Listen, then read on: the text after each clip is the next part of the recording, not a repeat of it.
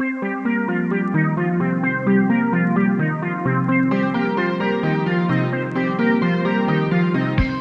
the nation's capital, the American Enterprise Institute for Public Policy Research presents Public Policy Forums, a series of programs featuring the nation's top authorities presenting their differing views on the vital issues which confront us.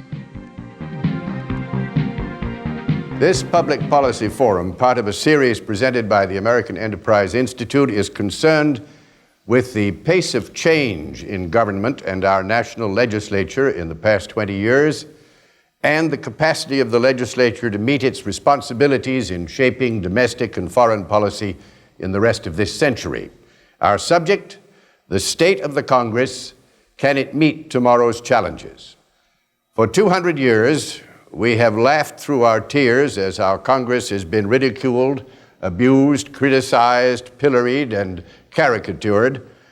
More than a half a century ago, after 20 years in the House of Representatives, one of its great leaders, Speaker Nicholas Longworth, noting this national pastime, declared, "From the beginning of the Republic, it has been the duty of every freeborn voter to look down upon us, and the duty of every freeborn humorist to make jokes at us." Mark Twain said, "There is no distinctly Native American criminal class except Congress." Will Rogers is famed for "We have the best politicians money can buy." And Henry Adams described congressional leaders as more grotesque than ridicule could make them, and a congressman as a hog, adding, "You must take a stick and hit him on the snout." In the 1980 elections, a modern humorist, Joey Adams, complained, "We always seem to elect candidates who have all the answers.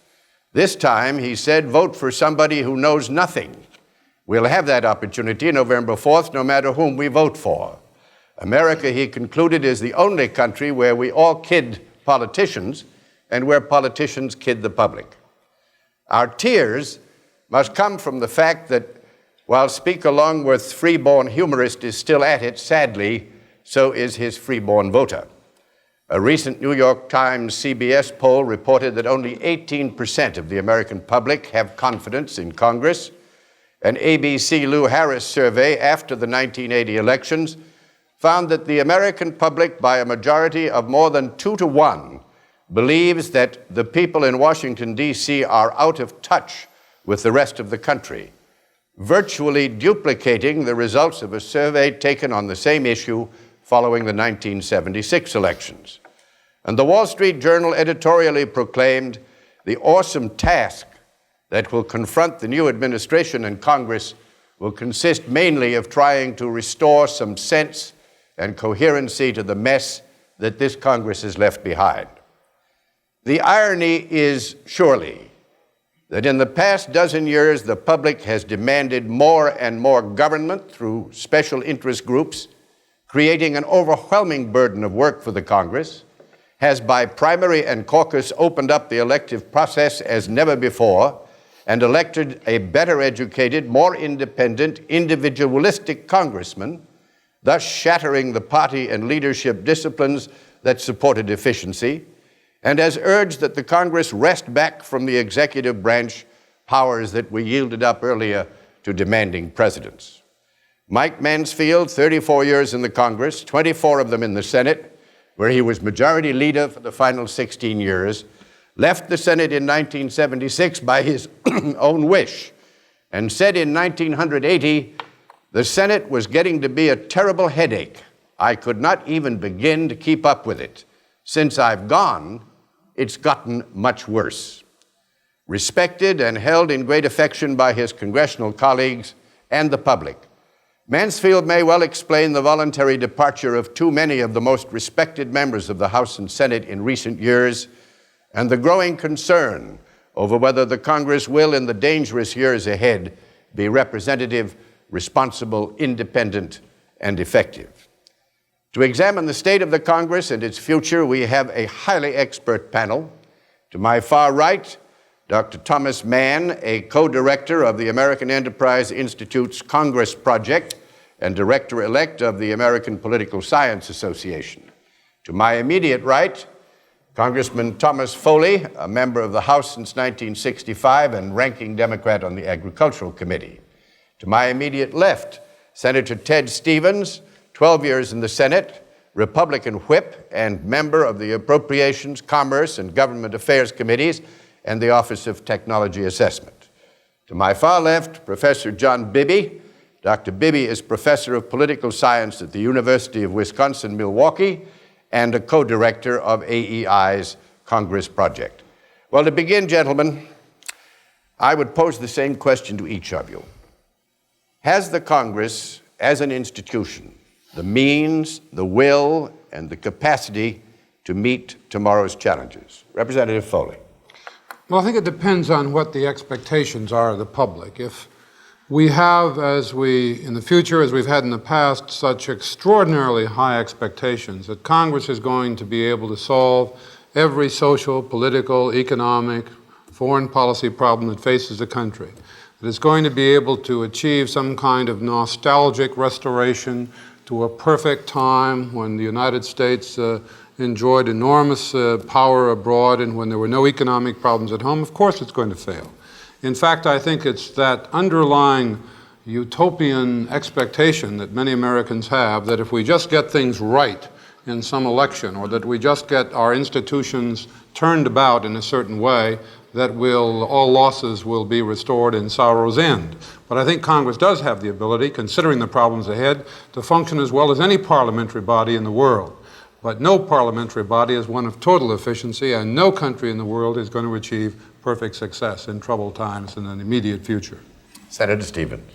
Well, I think we have the ability and the desire to meet the challenges of the future. The real problem will be whether we have the will to use the modern technology to deal with some of the problems that are involved in legislation, and whether we have the support of our constituents. The interesting thing is, as you quote the polls that show that 18% have confidence of our public have confidence in the Congress.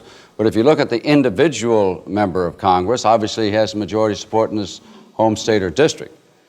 The real problem with us is that we've got to get around to the point of being a board of directors in effect, and of realizing that we must pass laws which authorize executive action which responds to the demand of the public, and instead of being involved in the day-to-day decisions of the executive branch. Yes, I think we can meet the challenges, and we will.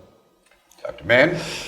Well, Congress certainly has the means. In fact, the means have been increasing quite dramatically over the last decade or so.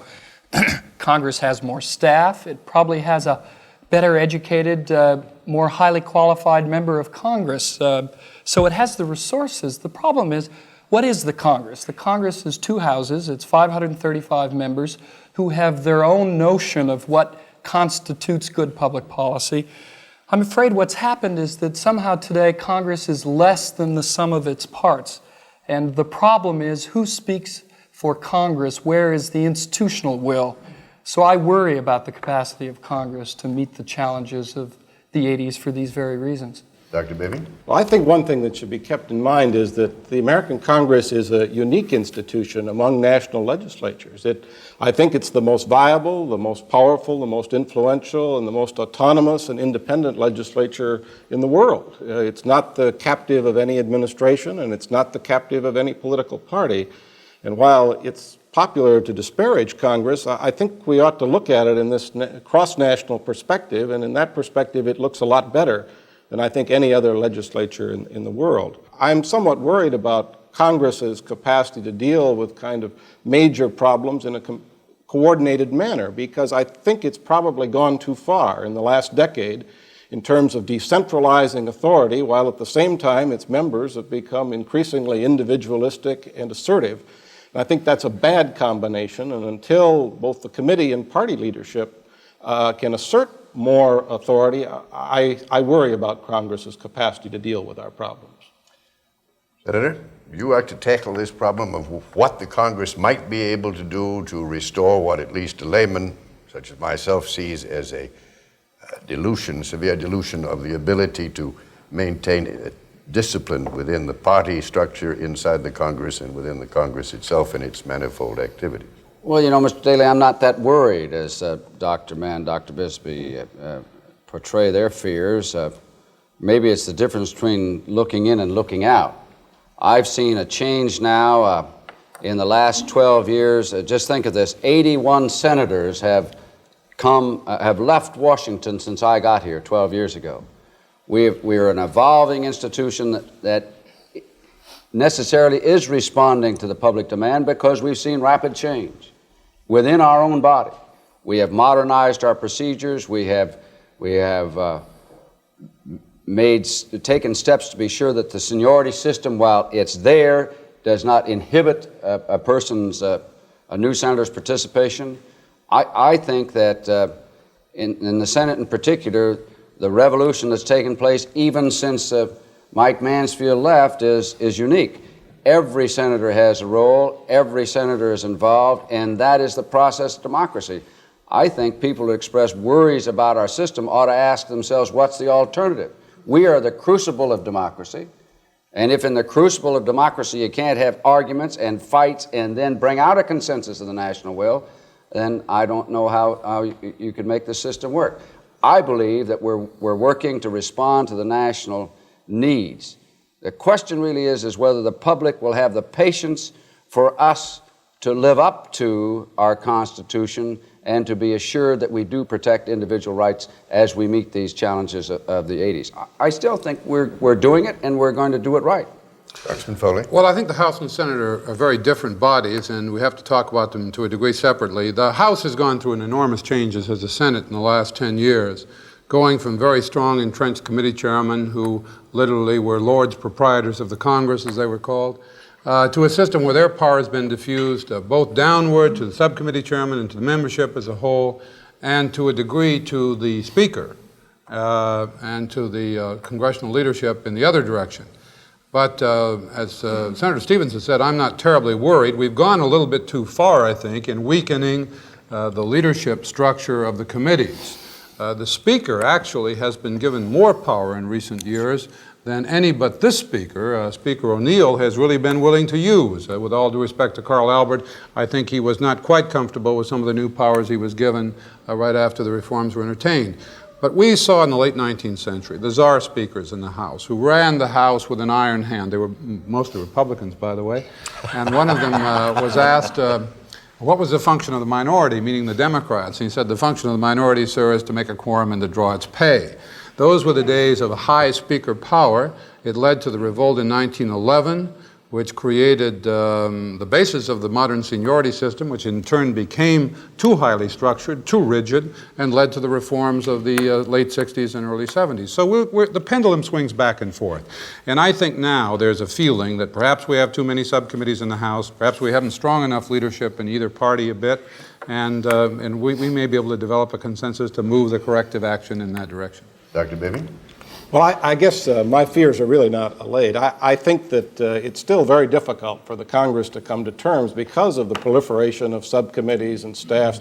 Virtually 150 members in the House, every majority member in the Senate can have his own committee, his own forum. I think the incentives for kind of cooperation, for developing a party consensus have been severely weakened by the kind of changes that have been taking place. And it isn't just, I think, the party leadership that suffers here.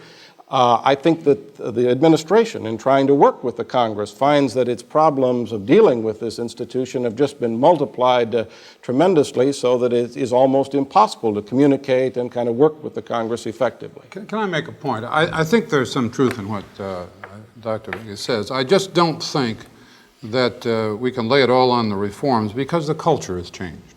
You're simply not going to put the genie back in the bottle and have the days when Lyndon Johnson ran the Senate and Sam Rayburn ran the House, and they went down and saw President Eisenhower, and the three of them came to a tripartite agreement, and that was the end of that. George Will has called for a kind of a restoration of party discipline and recalled that the Tory backbenchers were called the greatest brute vote in Europe. We're not going to get a brute vote in the Congress where every member of the Senate or every member of the House is simply going to follow his leadership in whatever party. That day has passed. So we have to deal with the independence, with the level of participation that senators and House members have today. And we have to find institutions to make that more participatory system work, and not just call nostalgically for the days when good old Lyndon Johnson could be summoned over by Sam Rayburn, and we had the Republican leadership doing the same thing, and the 4 or 5 people in the House and the Senate ran the country and the Congress. That's not going to happen. Dr. Mann? Let's remember, in the past, occasionally, when the leaders would come together, they did so to tell the president that it was impossible. What he wanted to accomplish couldn't be accomplished. In fact, that was the typical message to President Kennedy in 1961 and 62. So the Reform Congress presents opportunities as well as constraints. It's certainly more chaotic and more difficult for a president to deal with, but it can be worked with.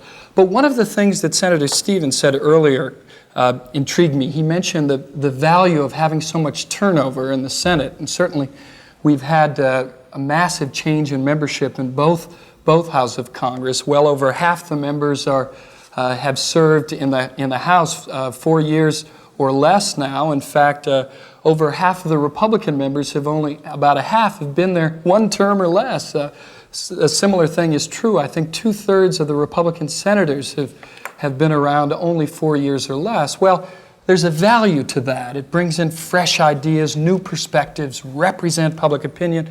But there are problems as well. New members coming in want a piece of the action, which leads to further decentralization. You have a decline in institutional memory. I mean, most of the Congress only knows Jimmy Carter as a president, and there are other role models that I'd like to see congressmen look to.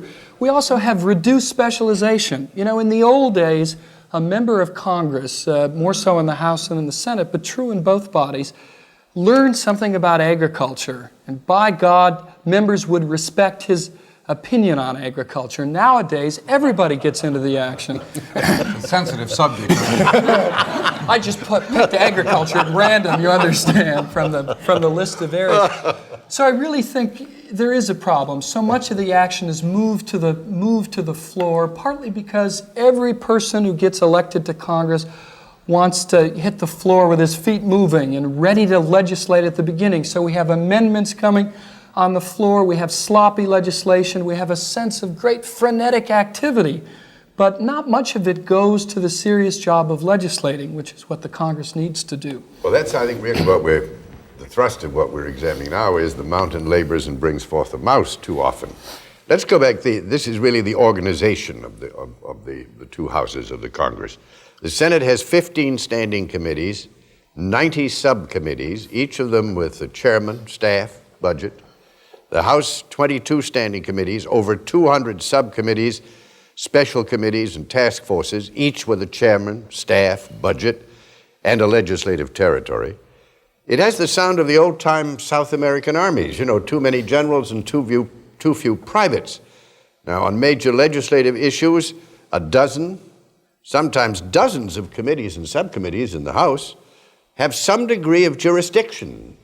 Now, how is this problem to be resolved? It must be like Times Square at rush hour. How do you ever get people going down into the road they're looking for? No, wait a minute. You know, we have set up mechanisms to make certain that every segment of our society is a democracy that has an interest in legislation will be certain that someone there in the Senate or in the House is going to consider a piece of legislation and reflect upon that person or that area's interest in this legislation. This, again, is democracy.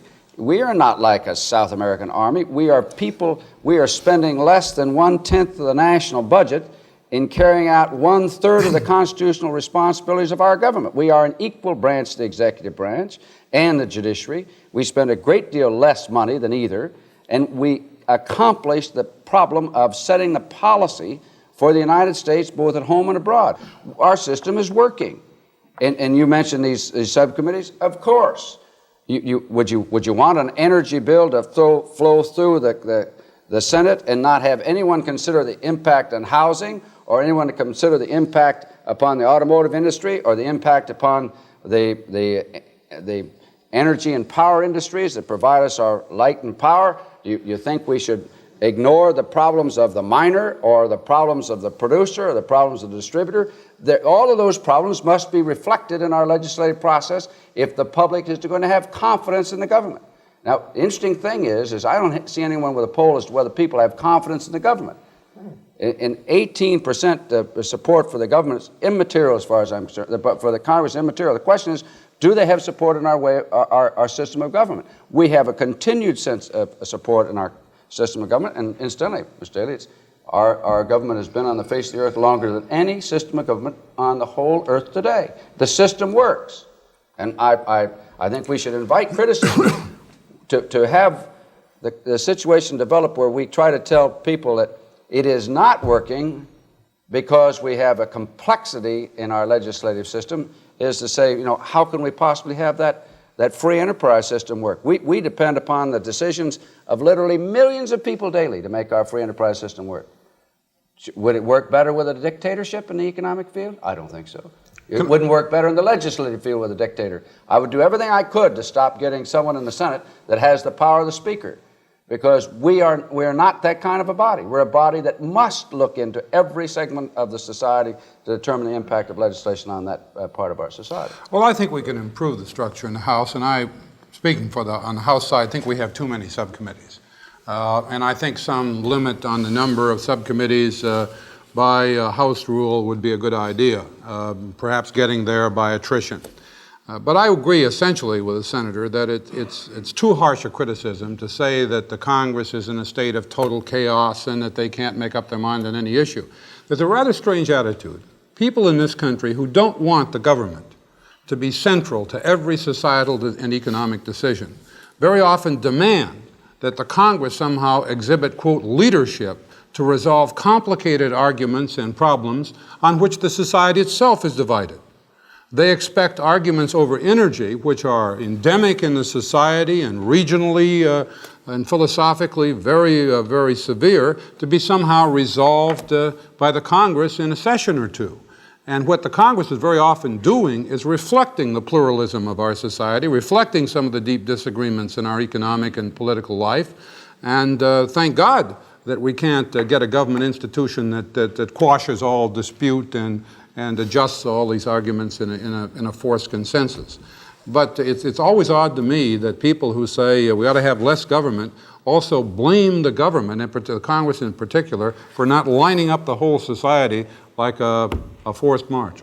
I think, though, that I really agree with both the Senator and Congressman, but I think that what's happened is that in decentralizing authority within the Congress, and all of the subcommittees and individual activities on the floor, Congress has difficulty looking at the kind of broad policy questions, particularly in this fiscal area, restraining spending, which I think is generally recognized as a problem, by kind of in the House opening up the Ways and Means Committee, making it somewhat more permeable, or the appropriations process. I think that the old committees were somewhat more isolated, more like a citadel, but better able to kind of control spending and the natural tendencies of a decentralized institution to spend to take care of constituency or special interest problems. And even with the budget reforms, I don't think Congress has yet kind of come to terms with that real problem. Let me make another comment. I don't want to cut off Tom, but I think legislation has gotten a lot more complicated because the subject matter is more complicated. I came to Congress about 16 years ago, and at that time the question in civil rights legislation was whether people who were black or Hispanic had the right to vote, guaranteed by the federal government if the states were violating that right. The question on environmental protection was whether we ought to have any intervention by the federal government in protecting clean air and water. Now the questions of voting rights acts are still with us to some degree, but there are enormously more complicated issues like the Bakke decision, like so-called reverse discrimination, like the redressing problems, affirmative action issues, quota issues. And in the field of the environment, Senator Stevens knows very well, you can have people back and forth arguing as to whether such and such a percentage of oxides of nitrogen in ambient air quality constitute an acceptable or unacceptable level. So members of Congress have accreted more staff. Some of that's come because of the technical character of the legislation. A lot of the issues are inherently more complicated.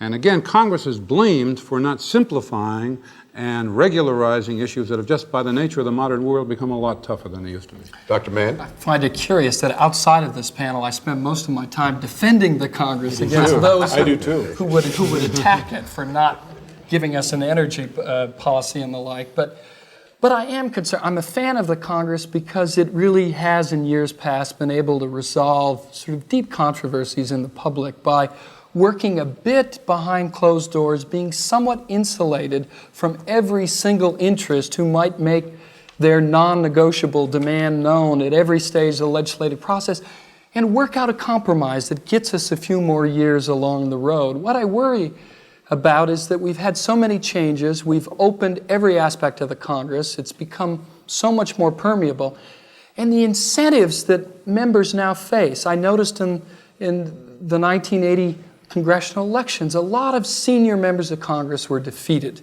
and others came close. Chairman, subcommittee chairman, people who spent a good deal of their time doing serious legislative activity.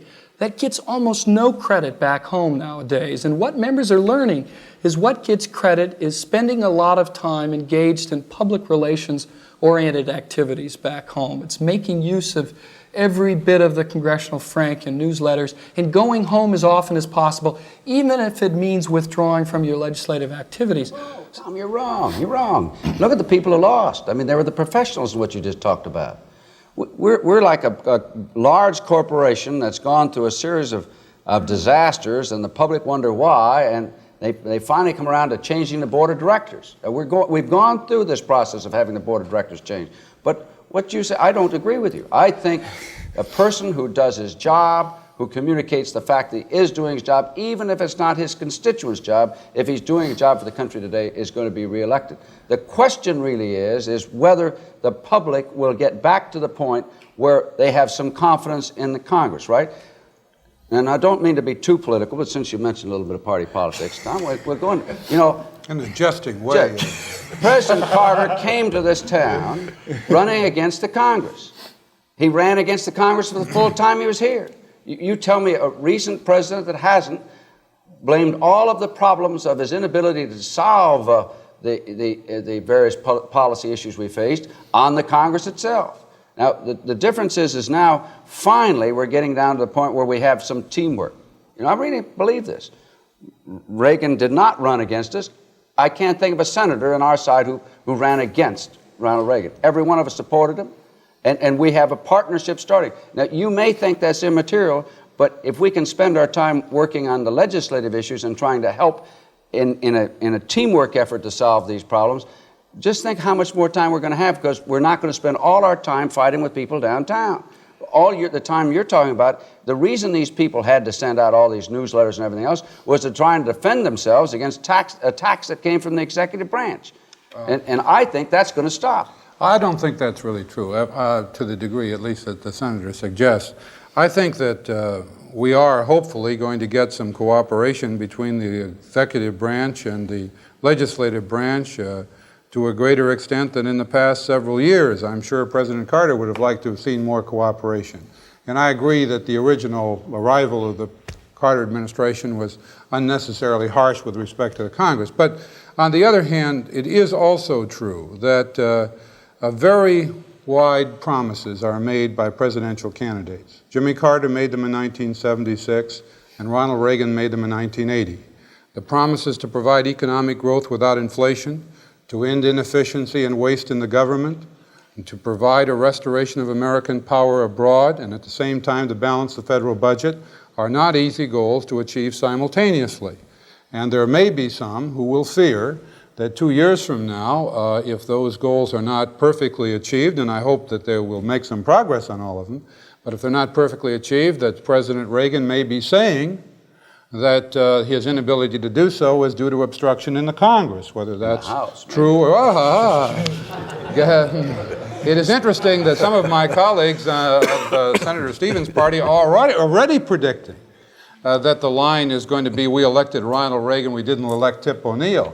And on the contrary, or on the other side of it, the Speaker is saying that the Democrats are going to try to cooperate with the new administration along the lines that I think most Americans increasingly share as common goals: a strengthened national defense, improved efforts against inflation, improved productivity, help to those who save, encouraging the savings rate, and so on. These are common goals of most of the Democrats in the Congress, most of the Republicans in Congress, and the administration, and I hope we can work together on it.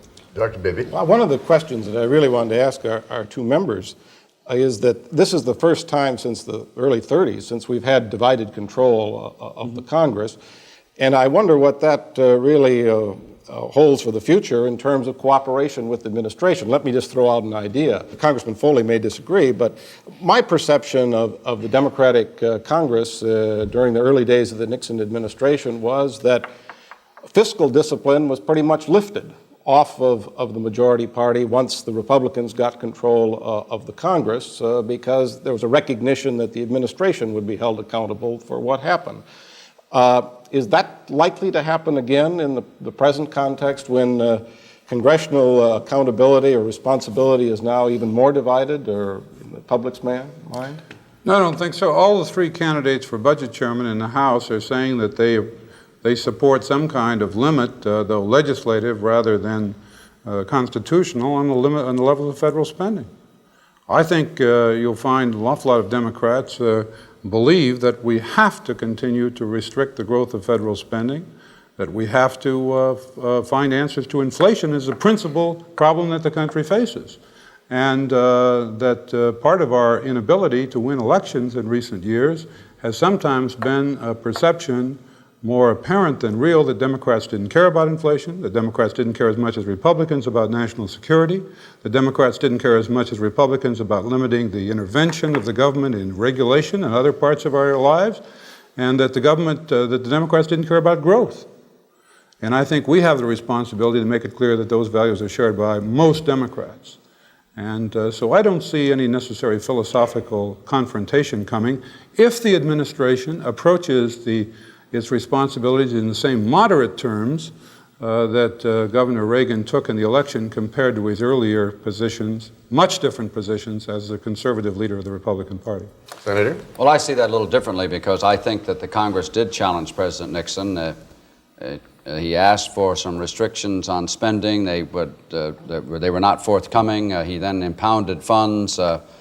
The Congress responded by appropriating even more funds, and he impounded more funds, and then the court held that he didn't have the authority to pound funds, and we got off on a spending spree that was really compounded by this interaction between the executive branch and the legislative branch. I hope that we don't have that now. We do have the Budget Control Act in place, and I think we have some internal discipline in the Congress as far as budgets are concerned. But I still think that the test is going to be in terms of these uncontrollable expenditures. Somewhere there's got to be some control on the uncontrollables, literally. And the off-budget items? We talk about these entitlement areas, and there must be some legislative parameters put on those. If we don't put them on there, the president cannot do anything under the existing law except administer the program. Somehow or other, we've got to work together to control those expenditures, and those are tough decisions. And their decisions are going to be made on a bipartisan basis if they're not made at all. The senator is absolutely right. Tough choices are going to have to be made. They're not going to be made by wiping out some kind of a line item in the budget which mythically provides $20 billion waste and inefficiency and mismanagement. Strike it. It's going to take tough analysis program by program, and that's going to be hard and tough sledding to do.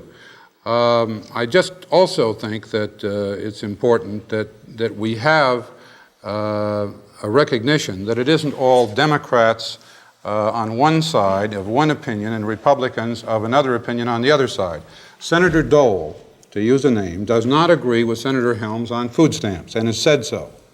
Senator Packwood and Senator Hatfield are not exactly of the same philosophical stripe as Senator Garn, Senator Hatch, perhaps Senator McClure even, and Senator Goldwater, and others in the conservative wing of the Senate Republican Party. There are moderates and there are conservatives in the Republican Party that disagree about tax policy. Senator Dole does not embrace Kemp Roth, nor does Mr. Conable, the ranking member in the House. There are going to be some arguments, inside the Republican Party as well as outside about administration requests. So let's not establish the myth that the administration has a solid phalanx of absolutely supportive Republicans on absolutely every issue, and over on the other side he's got a bunch of Democrats who are trying to stop it. We have people who share the belief in Kemp Roth and who oppose it, and so do the Republicans, and that's true on food stamps, on defense issues, and on other issues. Most political scientists would agree that the problems of Congress are bipartisan in character, but I think what they really worry about is that there are very few incentives within the Congress to make the kind of choices between tough alternatives that the senator was talking about, or to do things that would be restrain spending. The traditional pattern, it seems to me, and I think most political scientists would agree, has been one of trying to find bills where you kind of split the pie so that there are no losers, and not much incentive to deal with questions where really very tough choices and some losers, where there are going to be some losers. To bring up one question I think we must discuss on this issue before we go to questions from our audience. The Washington Post editorially ascribes many of the problems in the Congress to the way the various partners in government treat each other. At the national level, it says Congress passes laws and the federal courts and administration zealously interpret them with too much concern for heading off pressure from special interest groups and too little concern for the costs and consequences to the unfortunates who must put them into effect. How do you assess the impact of that extraordinary flowering of special interest pressures in Congress, which is what we're really talking about is lobbying? Mr. Congressman, would you like Well, to I think the flowering of special interest groups is something everyone comments about. It's not altogether unusual or unexpected that people will associate themselves with particular political goals that they have in the society. I think it's partially due to the decline of our two major parties in being able to develop the allegiance of a large number of our citizens and being able to intermediate, so to speak, a number of these pressing social, economic, and cultural problems that the society has. Again, the worry that some people have, and that I suppose many people in Congress share, is that someone who is merely interested in being elected, and I think fortunately most members of the House and the Senate, Democrats and Republicans are alike, are more interested in trying to do a good job than merely being reelected, because it isn't too hard to learn how to be reelected if that's all you're interested in. But the fear is that somehow in the future there's going to be a kind of a design for a particular area of what you can do with this and that special interest group to gain reelection. Some of them spend enormous amounts of money. They are, in effect, many political parties. They have their own agendas.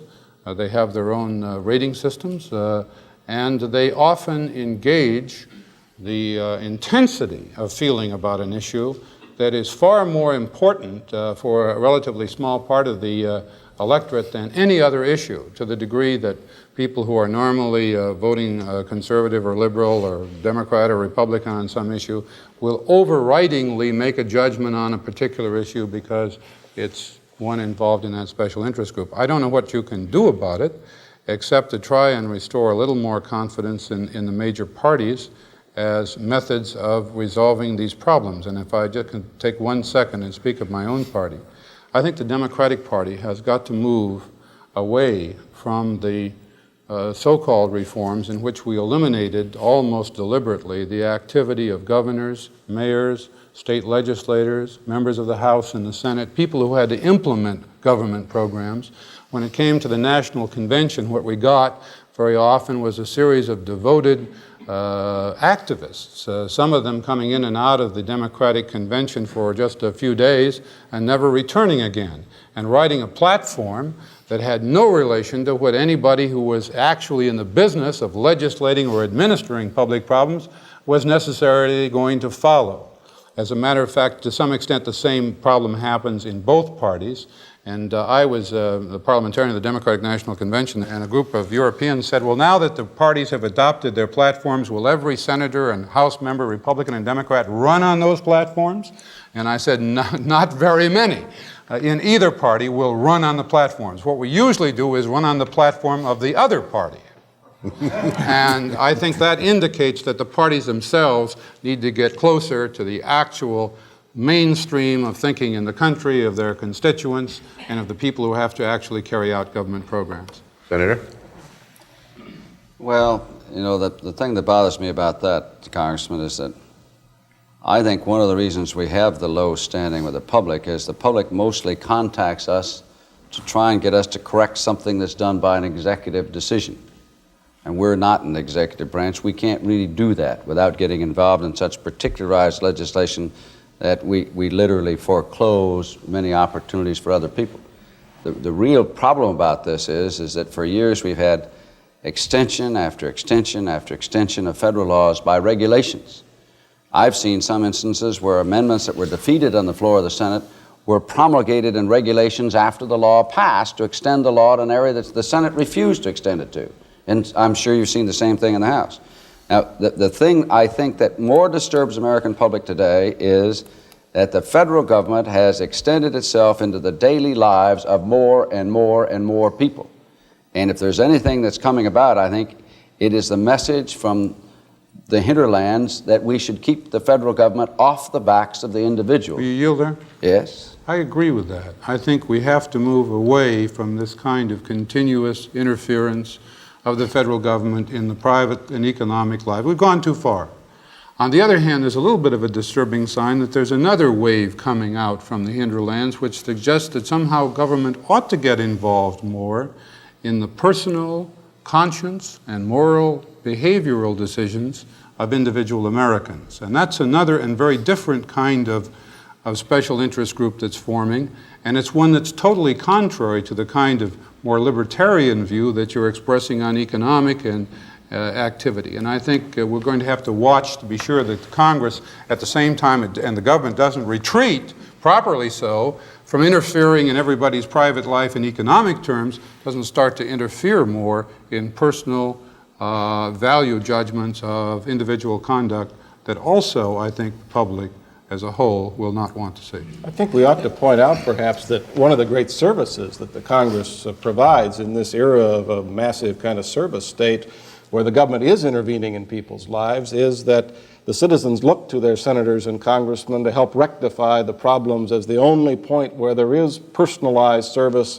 for their problems which they perceive being caused by an arbitrary government. All right, I think that we have covered all of the issues which properly belong in this very broad subject we're discussing tonight, and it's, I think, wise to, with this encouraging note, go to the question and answer session. May I have the first question, please? My name is Adiyar Atat. I'm a professor of economics at Clark University, and my question is addressed to the entire panel. From the name of the presentation, the state of the Congress, can it meet tomorrow's challenges? Well, I would have expected one of you gentlemen to answer, it all depends on the challenges. So I'd like to hear the panel define what you conceive of as the most important challenges of tomorrow and how you're going to deal with it. Would the panel define the most important challenges for tomorrow and how you would intend to deal with them? Foley. Well, I'd just like to say that I started out my first comment with the fact that it's impossible to meet exaggerated expectations if one thinks that we're going to end inflation tomorrow, or restore primacy to America that it had in the 50s and so on. No Congress is going to succeed in doing that. What do I think are the challenges of tomorrow, the immediate tomorrow? Developing an economic turnaround in inflation, not solving it. I don't think we're going to solve it tomorrow, but the beginning of fiscal restraint on a more energetic basis, beginning a program to encourage savings and the development of capital formation in the economy, and increasing productivity, which is more than just governmental action, but requires a kind of a social contract agreement between management and labor to see productivity as one of the major goals that society has to achieve, restoring greater military power at the same time, and Senator Stevens is going to have a lot to do with this as the chairman of the subcommittee, keeping tight management control at the Defense Department as well as in every other area of government, developing a retreat from over-regulation and interference in the daily lives of our citizens without abandoning, and I think this is important, either the social programs that have been very important in the United States, or on the other hand, health and safety and environmental controls that the American people expect to be maintained to some degree in the interest of a quality life. Now that's my list, and it's a long one, but I think Congress can make some important adjustments in those areas. Senator? Well, I presumed we were discussing challenges that could be solved through the legislative process. If we look really at the major challenge that faces the Congress itself, I think it is, as the Board of Directors, to meet the challenges of change in our society totally in a manner that will preserve our democratic system with a free enterprise system that's compatible with that system, evolving into the future. And that does require a great deal of oversight. I think it requires us to do some of the things that Senator Baker, as our majority leader now, has articulated, and that is to go back to the concept of being not professional legislators, but being part of our society. We get criticism when we do go home. We're trying to develop a system to go home more, to be part of the system that we represent, rather than to be here in Washington separated from it. But the major challenge I think we face is to make certain that the system survives this century. I'm not sure it will unless there's some major changes in it. But I think we've got the courage to try and make those changes, and that's our greatest challenge. Dr. Bibby, would you like to? Since, I agree with these gentlemen on the agenda. I guess the concern that I have is I don't know if there are the political incentives there to deal with the kinds of problems like getting the government under control and restraining the growth of federal expenditures. And how those kind of incentives can be created, I don't know, unless it's that the public starts to have somewhat different expectations from the government, that is, namely less in the way of services, or at least a restraint, rather than always expecting a little more in the way of services. Mann? Three challenges are energy, the economy, and national defense. The Congress has heard the concerns of the American people. We've had an election. We've had a Congress that's been working on these problems for a number of years. We have an energy policy. Yes, the Congress is able to meet those challenges. We don't do it in one fell swoop, in a dramatic fashion. We don't reverse policy directions. Just because President Reagan has been elected doesn't mean that we're going to reverse ground. That isn't the way our democratic system works here. We work incrementally, but we slowly, gradually reverse direction and deal with the problems, and I expect that to continue.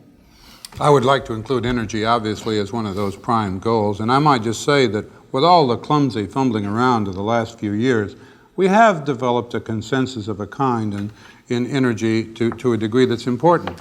Decontrol of energy prices, I think, was a very important step for the Congress to take, and it took it with bipartisan support. The development of new resources, synthetic fuels programs, and so on. And I think the recognition for a long time, difficult to find out in the countryside, that there was an energy problem and that there had to be some deliberate cooperation and effort to resolve it. All right, next question, please. My name is Christopher Mannion, and I'm with AEI, and I'd like to address this question to the Senator, especially with comment by other members of the panel. Sir, you mentioned on the one hand that the intrusion of the government into the daily lives of the people is one of the problems which the Senate especially has to face. At the same time, you defend the growth in staffs and special help that the Senate has experienced in the past 10 years, over a doubling of the size of that kind of personnel, which symbolizes to many here in Washington and across the country the increasing technicality and, if you will, intrusion into the lives of the people because of the bills and the technical detail that come out that end up as regulations or authorizing regulations. I wonder if you'd address yourself to that problem and associate it with the deliberative character of the Senate as opposed to the character of the Senate as a body which deals with so much detail and so many bills, so many hundreds of bills, that it doesn't have a chance to be a deliberative body. Well, I'm happy to do that. You know, I'm a small town boy. I remember working in a small drugstore. I've worked in a small grocery store, and I knew the owner, and he had just a couple of us that helped him around the store. You can go back there now, and you find yourself in a store that's a block long and a block wide and has 400 or 500 employees. We've got a complex society now. You can't expect a senator to know the intricacies of any of these laws all by himself. By definition, we are citizen legislators, and we must have some assistance to analyze these bills. On that defense subcommittee, I have 4 professional people to study the budget that represents about, what, 30 some odd percent Of the entire of the national budget, and is prepared by literally hundreds of thousands of people in the defense establishment. Now, that happens to have been expanded double what it was when I first came here. There were only 2 there then. We've increased 100%. We still only have 4 to study that budget. Now, how are we going to get it under control and prevent waste if we do not have the capability to analyze that budget? We increase staff in the Congress partly to deal with the expanding workload, big issues the Congress has to face, and yet one of the effects of staff has been to further increase the workload. It has to do partly with the kind of people we bring to the professional staff. This is a way station. They're out to start a career, to be Washington lawyers, to be interest group representatives, to be academics, what have you, but they want to make their mark. Therefore, they're out looking for an appropriate amendment and a vehicle for it.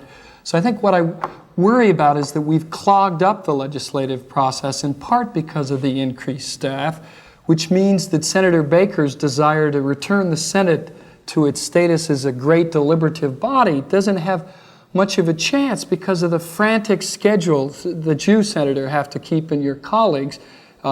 Staff have to do much of the negotiations in subcommittee and in markup and with interest groups and conduct hearing. So I worry they've clogged the process and we don't have much of a chance for the real politicians to deliberate amongst themselves. That's the value of our Congress and our democratic process, and I worry we don't have enough of that anymore. We worry about that too, you know, Tom, but the real problem is what good does it do to have a person who comes from a non-agricultural state dealing with a question of agricultural policy unless he has someone upon whom he can rely to help research the question, present options, discuss it with him or her, and then go deliberate with the body. I mean, I think the presumption of the past that we were 13 small little states and everybody knew generally what was going on in that area, in their own area, is wrong. You know, we have to have advice. And if I'm going to be able to deal with that monolithic monster across there in the Pentagon, I don't know how I could possibly do it without the staff. Now, that's all there is to it. I'd just like to do the politicians thing and say you're both right. I think it is important that the technical problems that Senator Stevens faces and others are assisted by staff. But once in a while, what Tom Mann is talking about happens in the House and the Senate. Staff start to be the ambassadors to staff. And sometimes they protect turf to the degree that neither of the principals would do if they only got a chance to sit down and talk about the problem. And occasionally what happens when the staff clog the process, they simply have to get Senator so-and-so together with Congressman so-and-so, or the senator together with another senator and resolve the problem. And staff can create artificial work for the member. They can inhibit the process of political resolution. They can complicate it and clog it. And it's up to the individual members to see that their staffs are used effectively to improve and not to obfuscate the legislative performance. Next question, please. Over on this side. Thank you. Yes, I'm Carter Murphy. I'm professor at Southern Methodist University. I think it is also widely agreed that legislation proceeds most easily, perhaps, when the beneficiaries of the legislation are clearly identifiable, and those who must bear some cost, if cost is to be borne, are widely dispersed. In the coming Congress, we may face a greater number than usual of problems in which the contrary is true.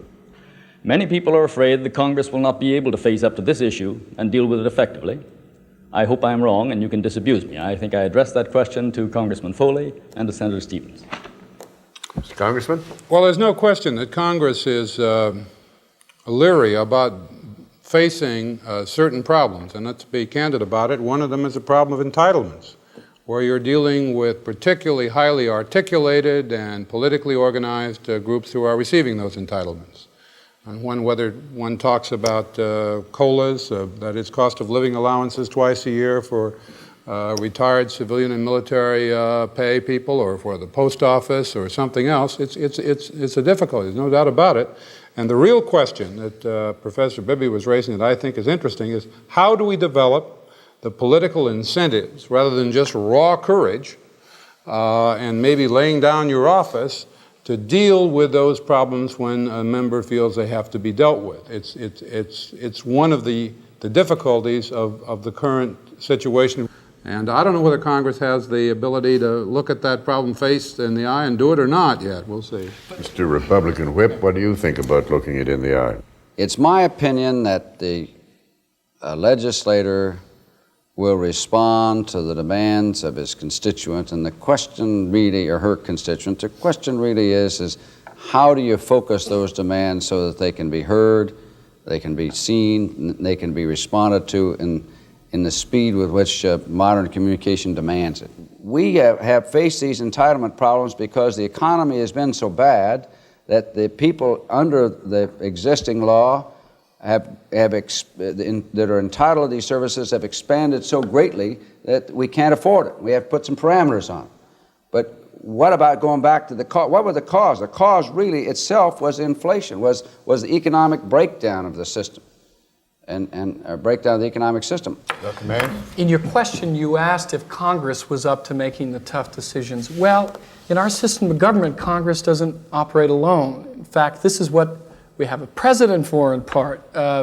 It's up to the president to provide the momentum to get beyond some particular set of interest and work toward the larger interest. Now, in recent times, the presidency has been weakened electorally and in other ways as well. But it seems to me that's the challenge facing President Reagan right now. Now, really, it's up to him to help the Congress do something that, absent his efforts, might not otherwise happen. And it seems to me that is the challenge. I think the two working in concert can accomplish something in a sort of an incremental manner.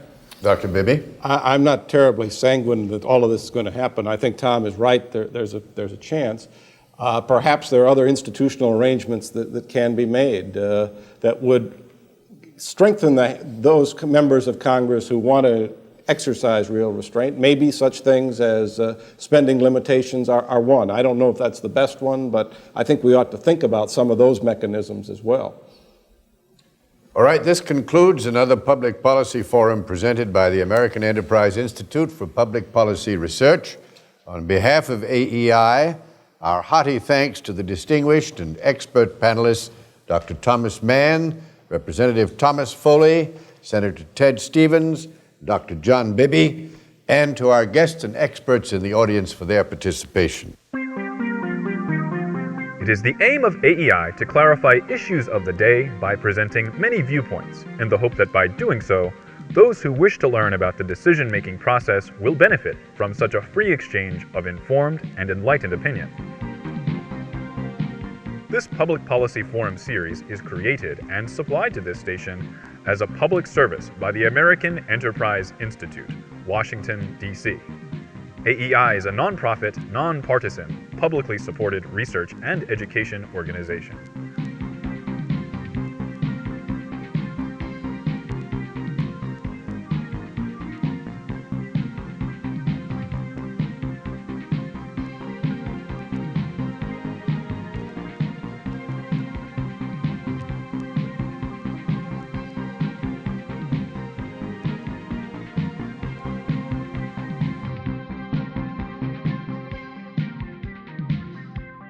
For a transcript of this program, send $3.75 to the American Enterprise Institute, 1150 17th Street Northwest, Washington, D.C.